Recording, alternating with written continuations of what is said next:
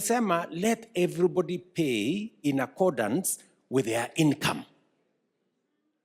Si ndio? Sisi tulia na mshahara kubwa, mimi nalipa 40 every month, 40,000. Nilikuwa nalipa 1,000. Because it was not fair. Ama namna gani, my friends?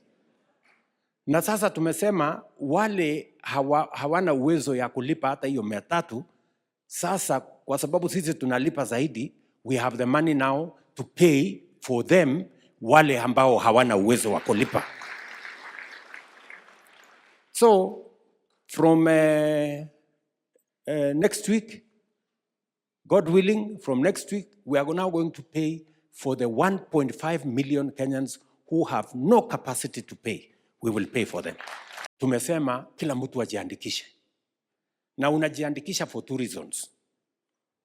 Number 1, so that you get free treatment kwa outpatient, all outpatient. Yule ambaye anaenda kulazwa kwa hospitali.